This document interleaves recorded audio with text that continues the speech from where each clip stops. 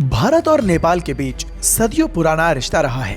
राम युग से लेकर अभी तक नेपाल और भारत के लोग एक दूसरे से ज्ञान, संस्कृति और आध्यात्मिक का समागम का केंद्र रहे हैं, जहां से दोनों ही देशों का अमर इतिहास आज भी बरकरार है। इसी कड़ी में उस अमर इतिहास को भविष्य की पीढ़ी के लिए संजोए रखने की एवज में एक नई पहल के तहत राजधानी दिल्ली के कॉन्स्टिट्यूशन क्लब में बीती शाम इंडो नेपाल के रिश्तों को और मजबूत करने का काम किया गया, जहां एक समारोह के आयोजन में नेपाल के राजदूत डॉक्टर शंकर प्रसाद शर्मा ने रामायण सर्किट के विकास की पहल के लिए प्रधानमंत्री नरेंद्र मोदी को धन्यवाद देते हुए कहा, इससे दोनों देशों के बीच सांस्कृतिक संबंध और मजबूत होंगे। उन्होंने मंगलवार को नेपाल दूतावास के साथ इनक्रेडिबल चेंबर ऑफ इंडिया द्वारा भारत नेपाल सांस्कृतिक संबंधों के पहले संस्करण के रूप में आयोजित रामायण सर्किट पर एक संगोष्ठी को संबोधित करते हुए ये बातें कही। डॉक्टर शर्मा ने कहा, सीता की भूमि जनकपुर और भारत के बीच बेहतर कनेक्टिविटी दोनों देशों के निवासियों के लिए एक स्वागत योग्य कदम है। इस मौके पर त्रिभुवन विश्वविद्यालय नेपाल के प्रोफेसर मंचला झा ने कहा कि भारत और नेपाल के बीच हमेशा रिश्ते पारस्परिक सद्भाव, संस्कृति और धर्म पर आधारित रही है। उन्होंने ये भी कहा कि नेपाल के बिना राम कथा अधूरी है और रामायण सर्किट की परिकल्पना एक अद्वितीय विचार है।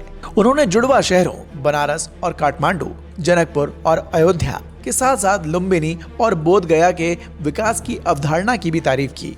इस अवसर पर अपने संबोधन में राष्ट्रीय स्वयंसेवक संघ के अखिल भारतीय सह प्रचार प्रमुख नरेंद्र ठाकुर ने कहा, भारत नेपाल के संबंध हमेशा से ही बेहतर रहे हैं। ये सरकारों और भौगोलिक सीमाओं से परे हैं, क्योंकि ये दोनों देशों की सांस्कृतिक विरासत पर आधारित है।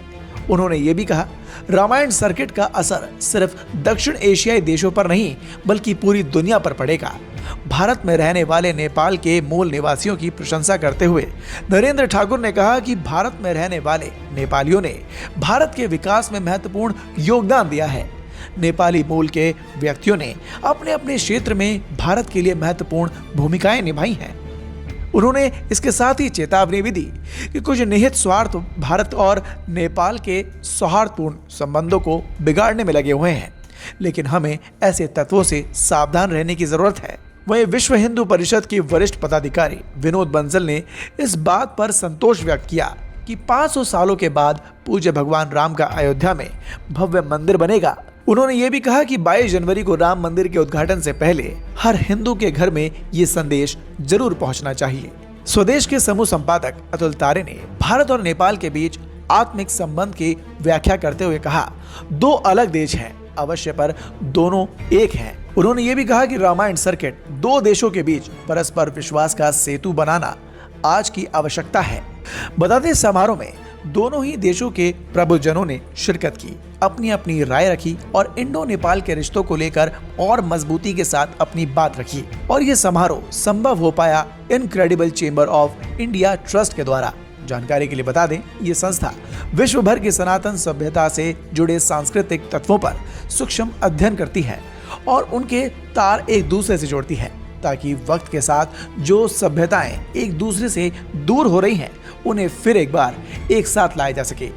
और इस तरह के समारोह उस एकता को बढ़ाने में मदद करते हैं। वैसे भारत और नेपाल के सांस्कृतिक संबंध पर संस्था का ये पहला संस्करण था, जिसमें दोनों ही देशों के उपस्थित जनों ने अपनी अपनी राय पूरी दुनिया के सामने रखी। संस्था की अध्यक्ष और वरिष्ठ पत्रकार अनीता चौधरी ने इस अवसर पर घोषणा की है कि अब तक उपलब्ध समस्त रामायण और साक्ष्यों के आधार पर जानकी रिसर्च फाउंडेशन माता सीता पर शोध करेगी। इस खबर पर आप भी अपनी राय कमेंट कर जरूर बताएं। Bureau report, the Bharat now.